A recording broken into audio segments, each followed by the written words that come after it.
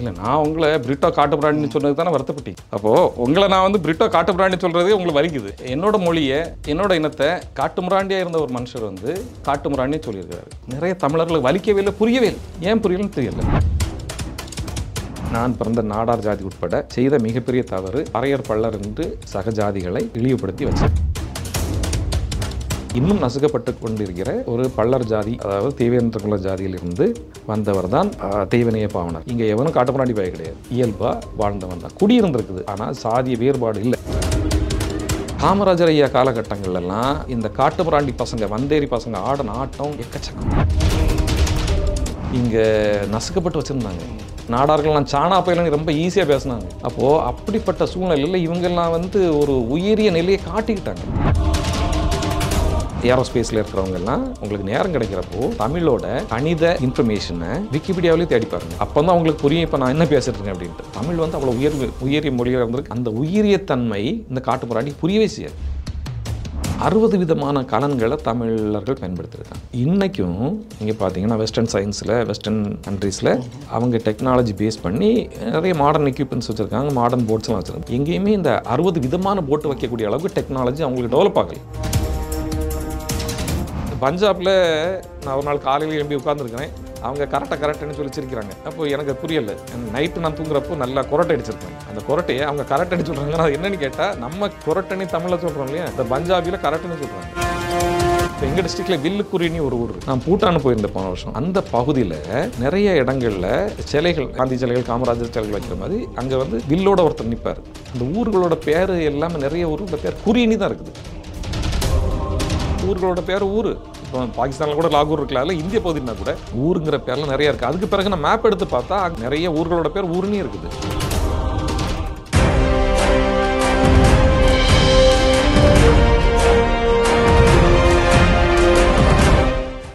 Globe 360 அன்பு உறவுகளுக்கு இனிய வணக்கம். இன்றைய சிறப்பு நேர்காணலில் நாடார் செயல்பாட்டாளரும் இனம், மொழி, அரசியல், வரலாறு தொடர்பான ஆய்வாளருமான திரு குமரி ராஜா நாடார் அவர்களை வரவேற்று நிகழ்ச்சிக்கு செல்லலாம். ஐயா வணக்கம். வணக்கம் தம்பி. சந்தித்ததில் மிக்க மகிழ்ச்சி. நன்றி. நம்ம நேர்காணல் ஆரம்பிக்கிறதுக்கு முன்னாடி பேசிக்கிட்டு இருந்தோம், காட்டுமிராண்டின்னு ஏன் சொல்கிறீங்க அப்படிங்கிற ஒரு வாதத்தை முன் வச்சிங்க. எதனால் அப்படி சொல்கிறீங்க? இல்லை, நான் உங்களை பிரிட்டோ காட்டு பிராண்டின்னு சொன்னது தானே வருத்தப்பட்டீங்க. அப்போது உங்களை நான் வந்து பிரிட்டோ காட்டு பிராண்டின்னு சொல்கிறதே உங்களுக்கு வலிக்குது. என்னோட மொழியை, என்னோட இனத்தை காட்டு முராண்டியாக இருந்த ஒரு மனுஷர் வந்து காட்டு முராண்டின்னு சொல்லியிருக்கிறாரு. அது ரொம்ப வலிக்குது நமக்கு. நிறைய தமிழர்களுக்கு வலிக்கவே இல்லை, புரியவே இல்லை. ஏன் புரியலன்னு தெரியல. இல்லை, தமிழர்களுக்கு சுயமரியாதை கொடுக்கணும் அந்த எண்ணத்தில் தான் பேசினாங்க. சுயமரியாதை கொல்லணுங்கிற எண்ணத்தில் பேசப்பட்டதை கொடுக்கணும்னு எப்படி பேச முடியும்? பிரிட்டோ வந்து நல்லவர் நீ பேசுகிற சரியா, கெட்டவர் நீ பேசுகிற சரியா? நல்லவர் நீ சொன்னால் உங்களுக்கு பிடிக்குமா, கெட்டவர்னு சொன்னால் பிடிக்கும்? நான் தொடர்ந்து உங்களை நீங்கள் வந்து கெட்டவர், மனநோயாளி இப்படிலாம் சொல்லிட்டு இருந்தால் உண்மையாகவே ஒரு 10-20 நாளையில் உங்களுக்கு மனநோயே வந்து போயிடும். இது ஹியூமன் சைக்காலஜி. அப்போது சுயமரியாதை கொடுக்கணுன்னா, எப்போ நீங்கள் உயர்ந்தவங்க, உங்கள் மொழி உயர்ந்தது, உங்கள் கலாச்சாரம் உயர்ந்தது, இப்படி சொல்லி கொடுக்கணுமா, இல்லை நீ காட்டு முராண்டி பய, உன்னால் ஒன்றும் பண்ண முடியாதுன்னு சொல்லி கொடுக்கணுமா? நெகட்டிவ் அப்ரோச் சரியா, பாசிட்டிவ் அப்ரோச் சரியா? இவங்க மனம் உள்ள அழுகி போய் இருக்க போக வஞ்சகங்களை வச்சுக்கிட்டு தான் அந்த மாதிரி பண்ணியிருக்காங்க தான் புரியுது. ஸ்ட்ரைட் ஃபார்வர்டாக தெரியுது. இல்லை, அடிமையாக இருக்கிறவங்கிற உணர்த்தினாதான் வீறு கொண்டு எழுவாங்க அப்படிங்கிறக்காக அந்த ஸ்ட்ராட்டஜி. அது எல்லாமே புழுகு, ஏற்றுக்கொள்ளக்கூடிய வாதம் அல்ல. இப்போ நீங்களே சொல்லுங்களேன், ராஜா நாடார் திருடன் சொன்னால் அது சரியா, இல்லை ராஜா நாடார் வந்து திருட மாட்டார்னு சொன்னால் சரியா? எது சரி?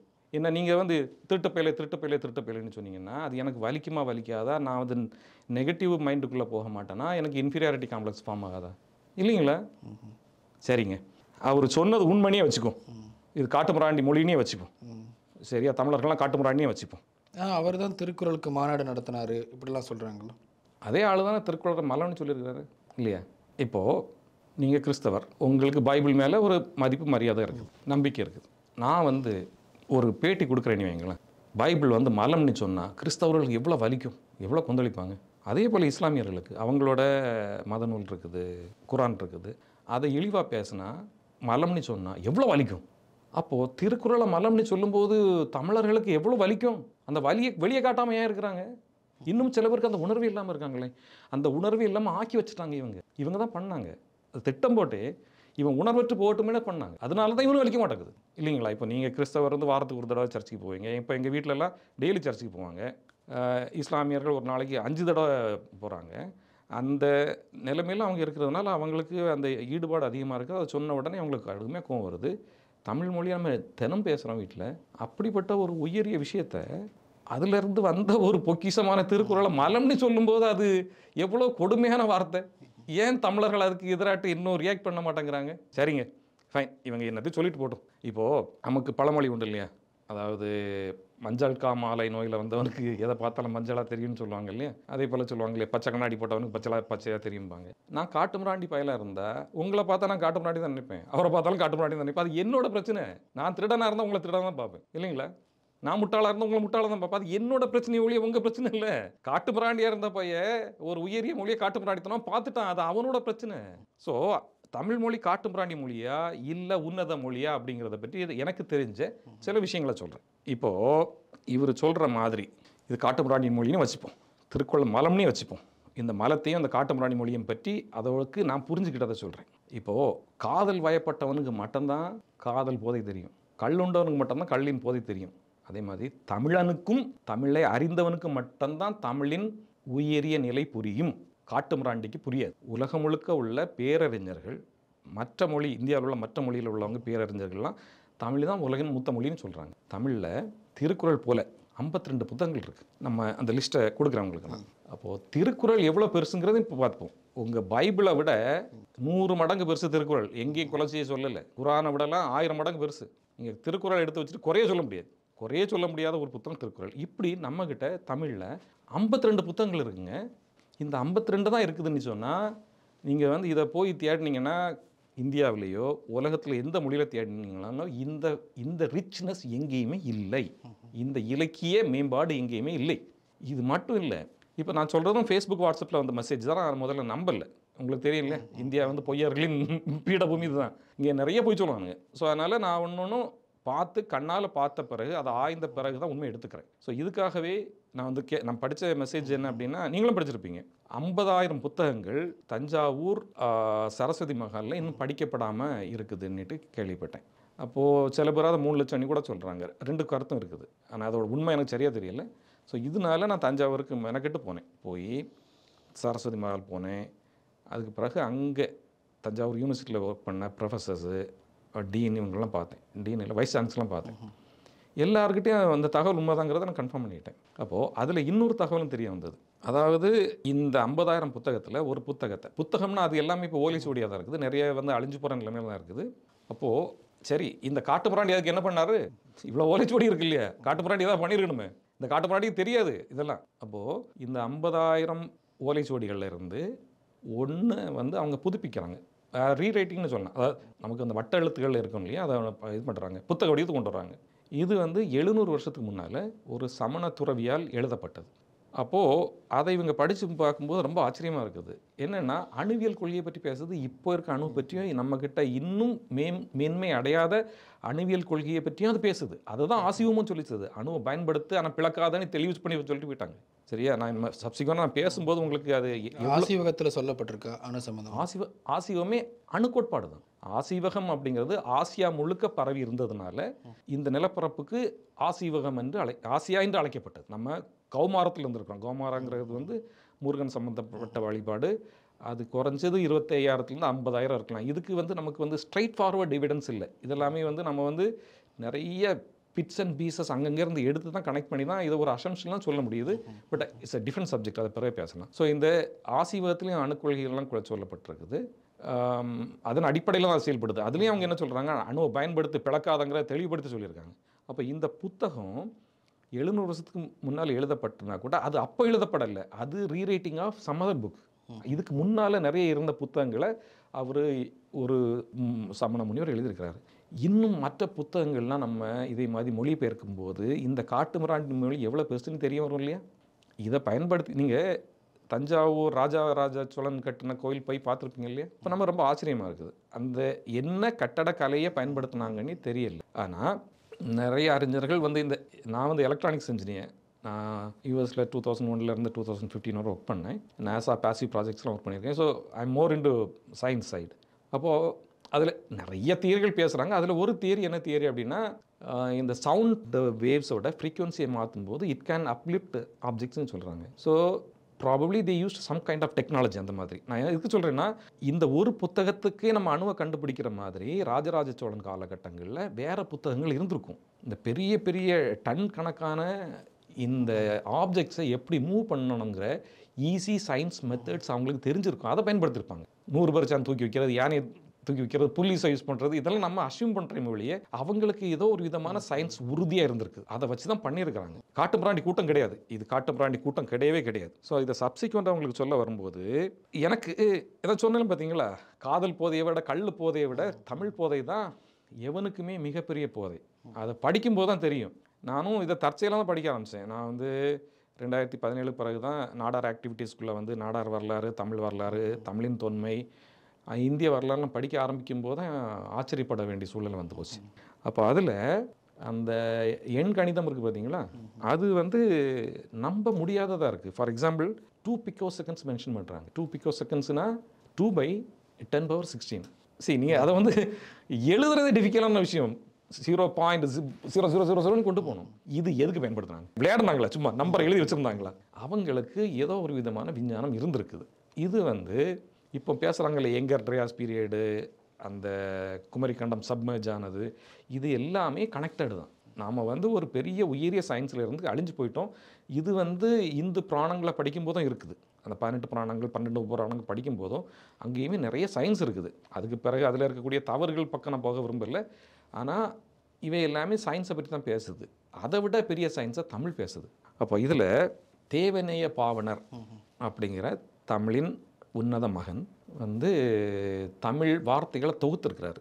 நம்ம டிக்ஷனரின்னு சொல்கிறோம் இல்லையா, தமிழில் என்ன சொல்கிறோம் நம்ம, அகரமுதலி அப்படி அது நிறைய பேரை போச்சிருக்காங்க. பேரகரமுதலி நினைக்கிறேன். பேரகரமுதலின்னு சொல்லி ஆலிருந்து அவு வர, காலிருந்து கடைசி வர இதுகளில் வரக்கூடிய எல்லா வார்த்தைகளையும் அவர் கம்பைல் பண்ணியிருக்காரு. அந்த புத்தகங்கள்லாம் இவ்வளோ வரும்.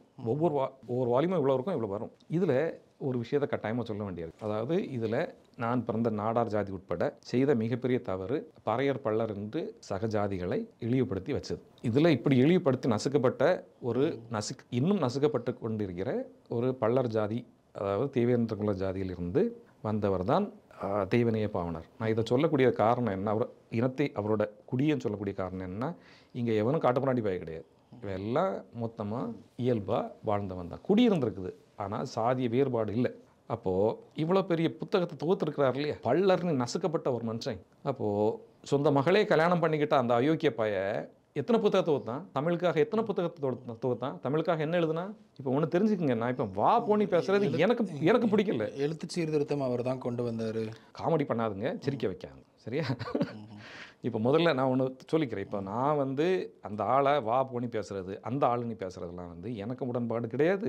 இதை கேட்டுட்டு இருக்க எங்கள் சொந்தக்காரங்க, எங்கள் நண்பர்கள், வீட்டில் உள்ளவங்க யாருக்கும் உடன்பாடு கிடையாது. தமிழர்களும் உடன்பாடு கிடையாது. அவங்க என்ன சொல்லுவாங்கன்னா, யார் எப்படி இருந்தாலும் அந்த ஆளுக்குள்ள மரியாதை கொடுக்கணும்னு சொல்லுவாங்க. அப்படிப்பட்ட உயரிய தமிழ் குடிய அந்த வந்தேரி காட்டுமிராண்டிப்பாய காட்டுமிராண்டின்னு சொல்கிறான். நான் இதை திரும்ப திரும்ப சொல்லக்கூடிய காரணம் என்னன்னா, தமிழர்கள் காட்டுமிராண்டிகளும் அல்ல, தமிழ் மொழி காட்டுமிராண்டி மொழியும் அல்ல. இது உயரிய கணித, அறிவியல், வானியல் சம்பந்தப்பட்ட மிக உயரிய மொழி.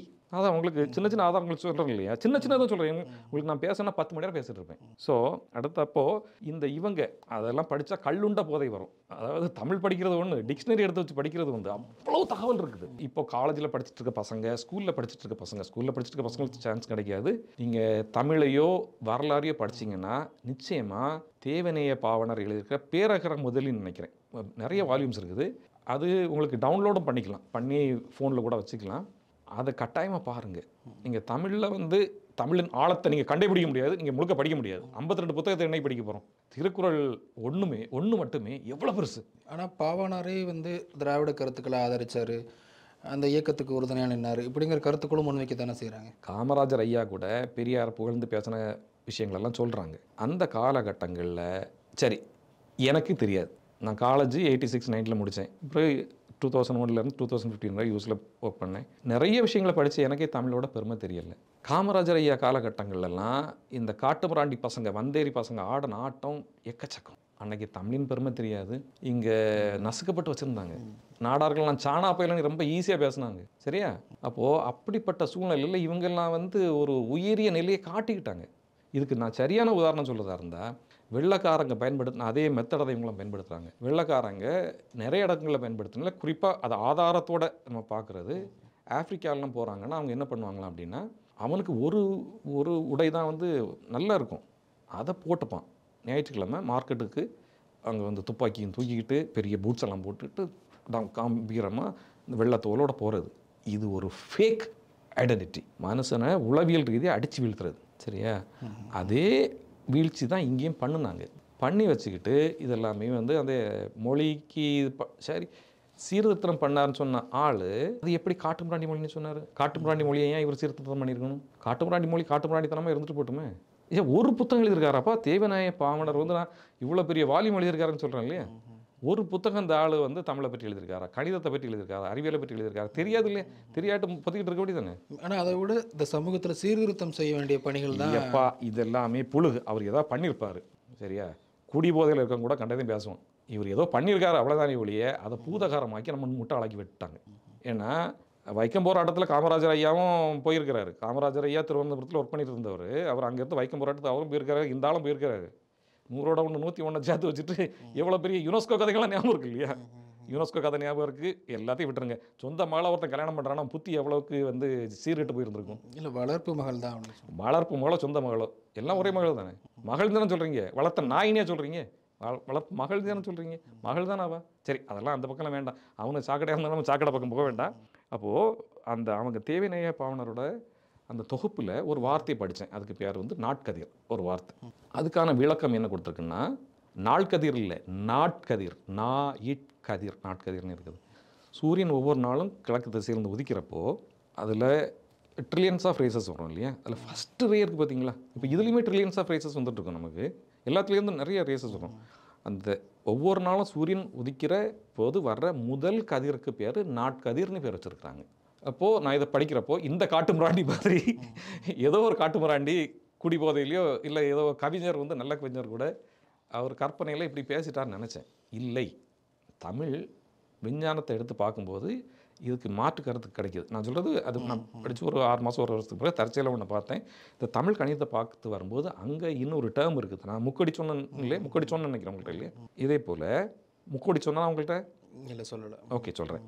அப்போது இந்த நாட்கதிருக்கு இணையில் தொடர்புடைய ஒரு வார்த்தை இருக்குது, கதிர்முனை. இப்போ இங்கே வரக்கூடிய ரேசஸ் எல்லாம் இருக்குல்ல, இந்த ரேஸுக்கு உள்ள முனைக்கு உள்ள விளக்கம் இருக்குது. ரெண்டுமே கனெக்டட். நான் இதை சொல்லக்கூடிய காரணம் என்னென்னா, எங்கிட்ட இதுக்கு முழுமையான தகவல் இல்லையே ஒழிய நம்மளோட யூனிவர்சிட்டிஸில் இதை பற்றிலாம் ஆய்வுக்கு உட்படுத்தப்பட்டால் தான் துல்லியமான தகவல் கிடைக்கும். நான் ஒரு கனெக்டிங் பாயிண்ட்டை தான் இப்போ அதில் கொடுக்குறேன். அப்போது இதே போல் முக்கோடிங்கிற ஒரு டேர்ம் இருக்குது.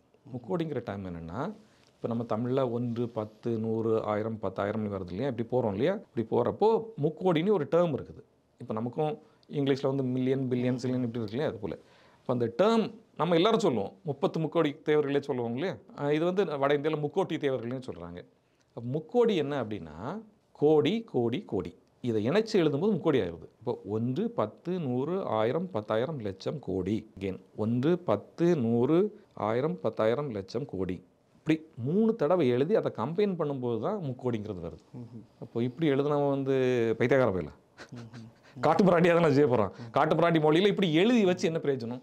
ஆனால் இடைப்பட்ட காலத்தில் ஆரியர்கள் வருகைக்கு பிறகு அடிமைகளாக இருந்தாங்க அப்படிங்கிற செய்தியை சொல்கிறாங்க. இன்றைக்குமே அடிமை தான். இன்றைக்குமே நம்ம அடிமை தான். ஆரிய திராவிட அடிமை தான். இதை நீங்கள் புரிஞ்சிக்காமல் வந்து வேணா நான் கையை உயர்த்தலாம். இல்லை, திராவிடம் தான் ஆரியத்திலிருந்து மீட்டு. 2 அண்ணன் தம்பி தானே, ஒன்று மீட்டு எடுக்கல, 2 அண்ணன் தம்பி தான்.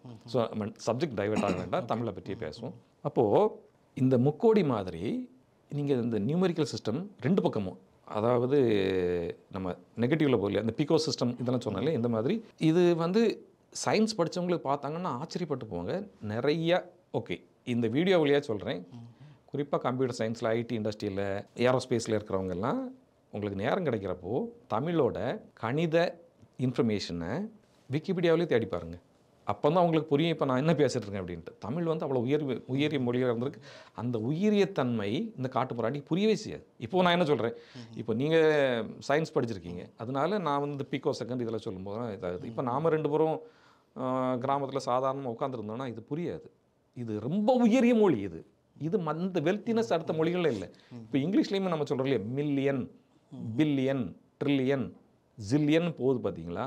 இதை விட நிறைய அடுக்குகள் தமிழில் இருக்குது. அப்போது இதை சும்மா எழுதி வச்சுருப்பாங்களா? அப்போ நம்ம இதெல்லாம் புட்டுகதர் என்ன புரிஞ்சிக்க முடியுதுன்னா, இப்போ இருக்கக்கூடிய கம்ப்யூட்டர், சூப்பர் கம்ப்யூட்டர், இப்போ ரீசெண்டாக வரக்கூடிய குவாண்டம் கம்ப்யூட்டர்ஸ், இதுகளை விட நாம் வந்து 10 மடங்கோ 100 மடங்கோ 1000 மடங்கோ மிக உயரிய டெக்னாலஜியை வச்சுருந்துருக்குறோம். We lost it at one point of time. அது இன்னும் ரொம்ப தெளிவாக இல்லை. இதெல்லாம் இப்போ புதுசாக நிறைய இன்ஃபர்மேஷன்ஸ் வருது, கீப் ஆன் கம்மிங் தான். ஸோ இது எதுவுமே தெரியாமல் குண்டு சட்டிக்குள்ளே குதிரையை விரட்டி ஓட்டுன ஒரு கோமாளி பைய சொன்னது தான் திருக்குறள மலம்ங்கிறது, தமிழில் காட்டமராண்டி மொழிங்கிறது. இப்போது இதில் இன்னொரு தகவல் சொல்கிறேன். நாம் போட் இருக்கு இல்லையா, மீன்பிடி போட்டு, இதெல்லாம் 60 விதமான கலன்களை தமிழர்கள் பயன்படுத்தியிருக்காங்க. இன்றைக்கும் நீங்கள் பார்த்தீங்கன்னா வெஸ்டர்ன் சயின்ஸில், வெஸ்டர்ன் கண்ட்ரீஸில் அவங்க டெக்னாலஜி பேஸ் பண்ணி நிறைய மாடர்ன் எக்யூப்மெண்ட்ஸ் வச்சுருக்காங்க, மாடர்ன் போட்ஸ்லாம் வச்சுருக்காங்க, போட்டு இது கேரியர்லாம் வச்சுருக்காங்க இல்லையா. ஆனால் எங்கேயுமே இந்த 60 போட்டு வைக்கக்கூடிய அளவு, 60 விதமான போட்டு வைக்கக்கூடிய அளவுக்கு டெக்னாலஜி அவங்களுக்கு டெவலப் ஆகலை. ஸோ நம்ம இதிலிருந்து புரிஞ்சிக்கக்கூடியது என்ன அப்படின்னா, இவங்க வந்து உடை, உணவு, இருப்பிடமுக்கெல்லாம் எந்த பிரச்சனையுமே இல்லாமல் வாழ்ந்த ஒரு உயரிய குடி. அதனால தான் அவன் 60 கலந்து வச்சுருக்கிறான். அப்போ அவன் டெக்னாலஜியுமே ஒரு ஹையர் ஸ்டேட்டில் இருந்திருக்குது. அடுத்தாப்பில் தமிழ் வந்து உலகின் மூத்த மொழி, இந்திய மொழிகளுக்கெல்லாம் தாய்மொழி, உலக மொழிகளுக்கெல்லாம் தாய்மொழின்னு சொல்கிறாங்க இல்லையா. அது உண்மையாக பொய்யாங்கிற ஒரு ஆய்வில் இறங்குறப்போ எனக்கு ப்ராக்டிக்கலாக நடந்த விஷயங்களை சொல்கிறேன். இப்போது 2017 அப்போது வந்து பெங்களூர் போகிறேன். 2015 யூஎஸ்ன்னு வந்தேன். அப்போ தான் போகிறேன். ரெண்டாவது போகிறப்போ எனக்கு கன்னடம் தெரியாது. அப்போ நம்ம அங்கே போய் இறங்கி பஸ்லேயோ ட்ரெயின்லேயோ இறங்கி யாராவது கேட்போம் இல்லையா எங்கே போனேன். நான் வந்து ஒரு சிம்பிள் மெத்தடாச்சு யூஸ் பண்ணேன். நான் தமிழில் கேட்டேன்.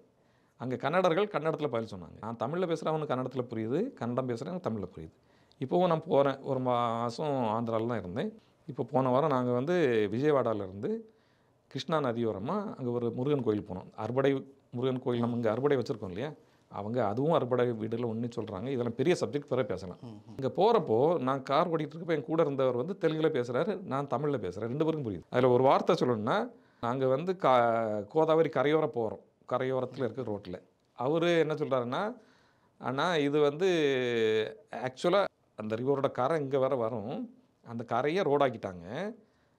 இப்போ நம்ம பார்க்கும்போது ஆரங்க தள்ளி இருக்குது, மழை காலத்தில் இங்கே வர வந்துடும். அதனால் இதை வந்து நாங்கள் கரைக்கட்டைன்னு சொல்லுவோம் அப்படிங்கிறாரு. நம்ம அப்படியே தமிழ் கரைக்கட்டு, ஆற்றின் கரையின் கட்டு கரைக்கட்டு, அவங்க கரைக்கட்டுங்கிறாங்க. தமிழ் மருவி கரைக்கட்டாக இருக்குது.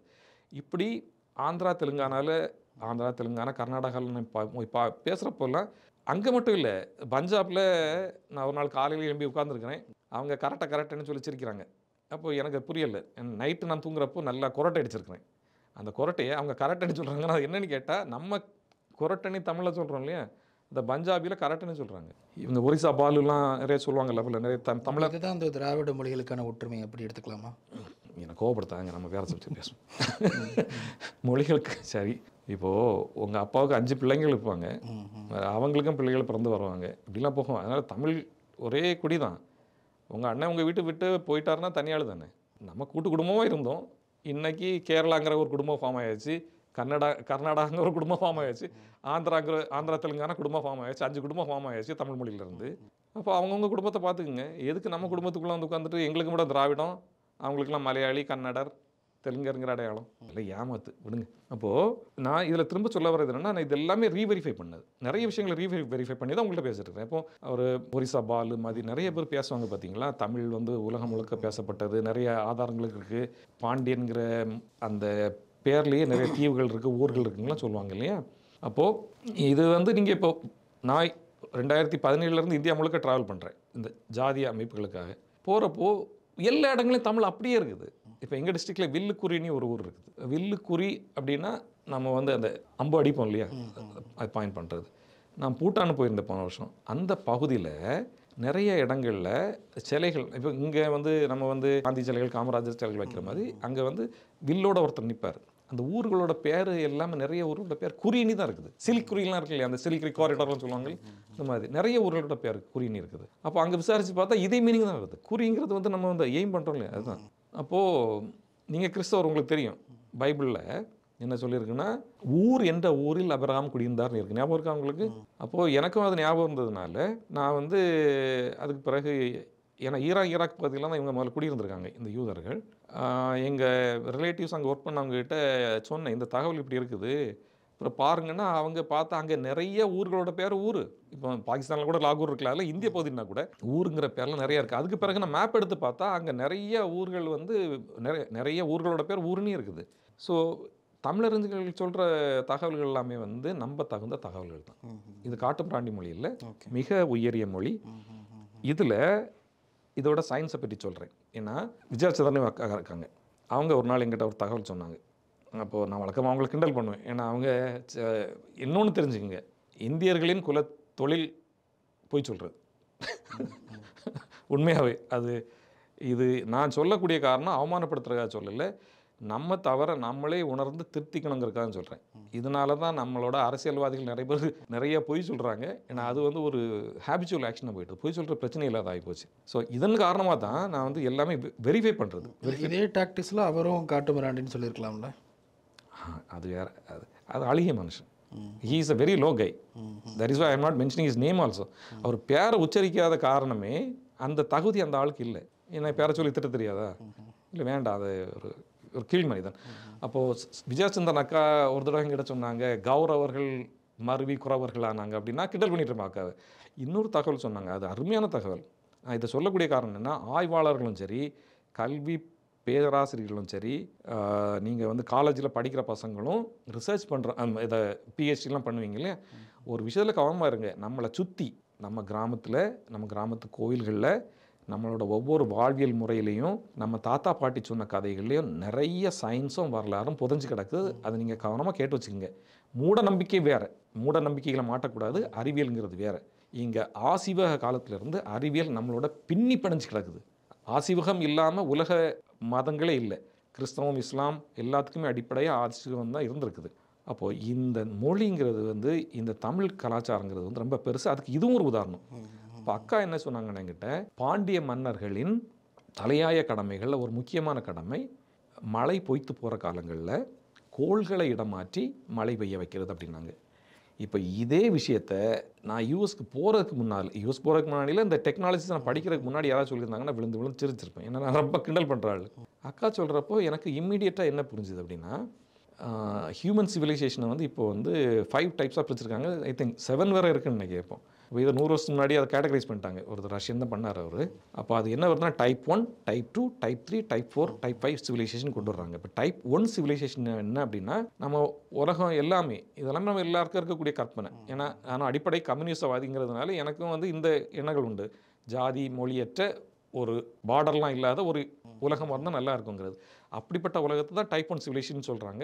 அதோட முற்பகுதி தான் இப்போ நம்ம இன்டர்நெட்டை யூஸ் பண்ணுறது. இப்போ டைப் 1 சிவிலைசேஷன் என்ன ஆகும் அப்படின்னா, உலகம் முழுக்க ஒரே குடையின் கீழ் வந்துடும்.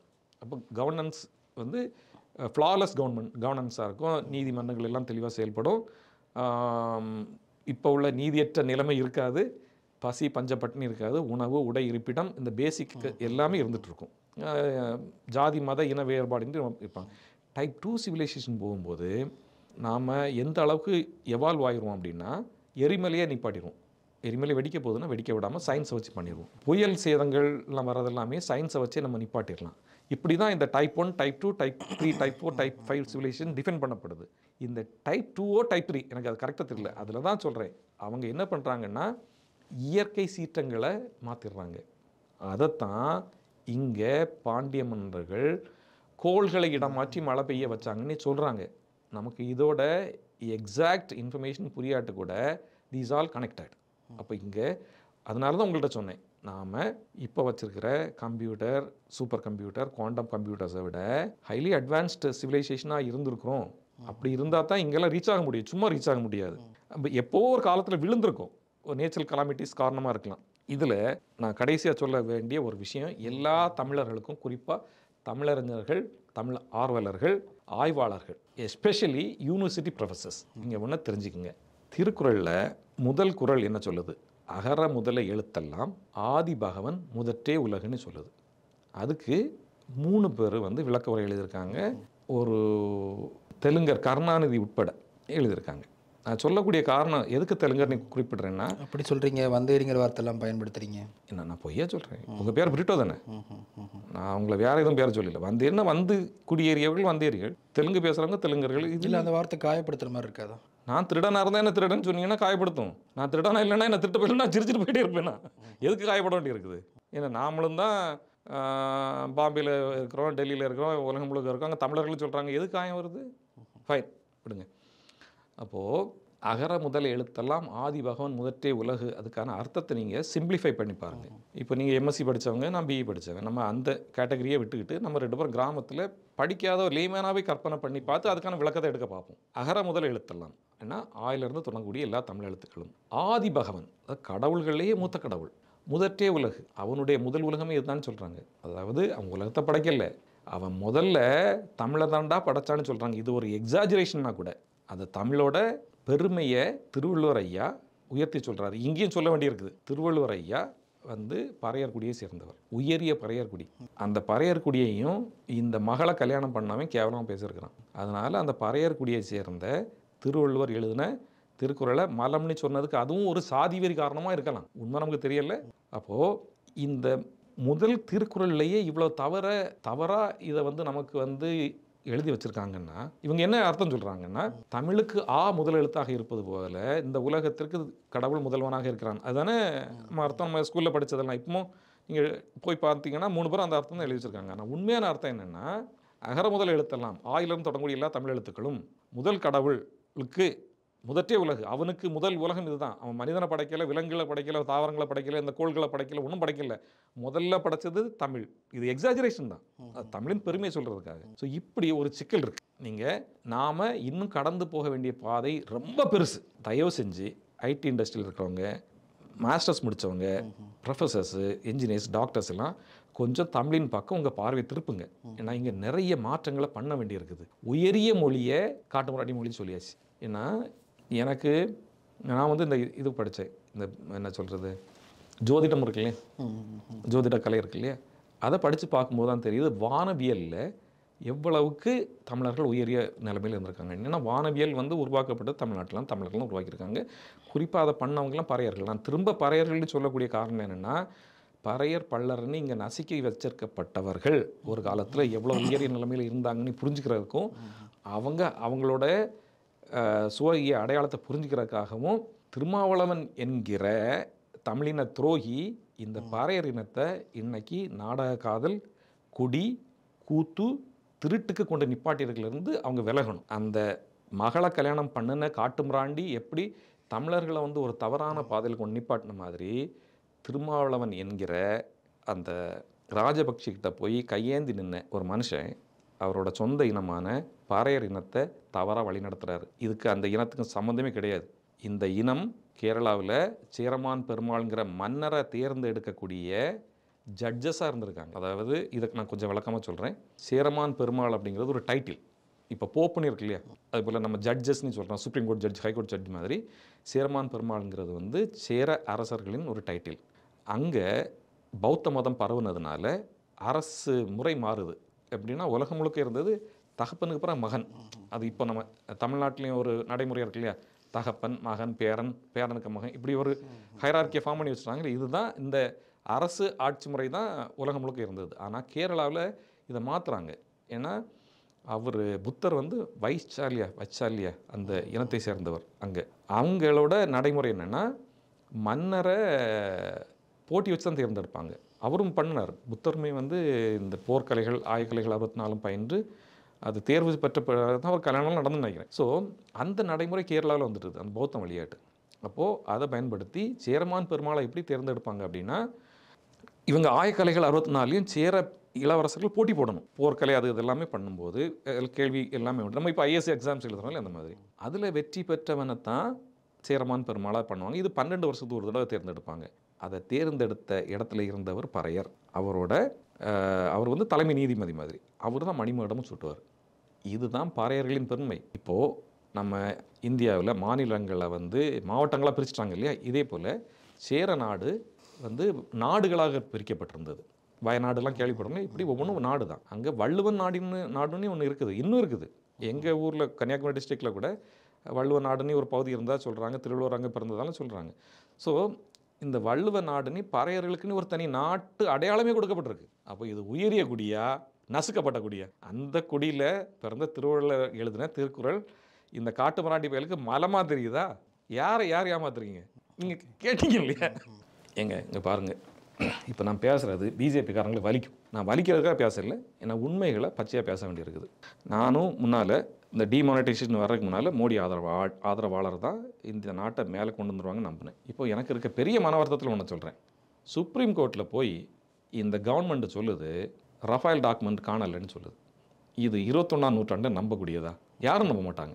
ஏன்னா ரஃபேல் டாக்குமெண்ட்னா அவங்க சைன் பண்ணது மினிஸ்ட்ரி ஆஃப் டிஃபென்ஸில் இருக்கும், ஆட்டோமேட்டிக்காக அது வந்து ஏர்ஃபோர்ஸில் இருக்கும், டிஃபென்ஸ் டிபார்ட்மெண்ட்டில் இருக்கும், ரஃபேல் அவங்ககிட்ட இருக்கும், அவங்க ஃப்ரான்ஸ் இவங்ககிட்ட இருக்கும். இதுக்கெல்லாம் ஹார்ட் காப்பி சாஃப்ட் காப்பி எல்லாமே இருக்கும். காணாமல் போயிட்டுன்னு இவங்க சொல்கிறது எவ்வளோ பெரிய போய் சுப்ரீம் கோர்ட் ஆமாம் அது காக்கா தூக்கிட்டு போயிடுச்சுன்னு அவங்க ஒத்துக்கிட்டாங்க. நான் எதுக்கு இதை கிண்டலாக சொல்கிறேன்னா, இந்த ஒரு அளவுகோல் போதும் இந்த கவர்மெண்ட்டில் எவ்வளோ ஃப்ளா இருக்குங்கிறதுக்கு. இதே மாதிரியான 2 அளவுகோல் போதும் இந்த காட்டு மிராண்டியை புரிஞ்சுக்கிறதுக்கு. ஒன்று நிறைய சொல்கிறாங்களே, மணியரசன் அவர் சொன்னாங்களே, நான் 2 சின்ன சிம்பிளாக முடிச்சிடாத. மகளை கல்யாணம் பண்ணானா முடிஞ்சு போச்சு. அதுக்கு பிறகு அவன் மனுஷனும் கிடையாது, அவனை பற்றி பேசுறதுக்கு எதுவும் தகுதியும் கிடையாது. அடுத்தாப்பில் யுனெஸ்கோ விருது வாங்கினதாக்கெல்லாம் புழுகுனாங்க இல்லையா?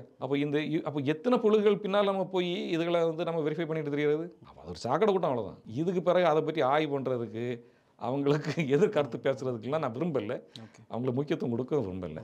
தமிழ் உலகின் உயரிய மொழி, மூத்த மொழி.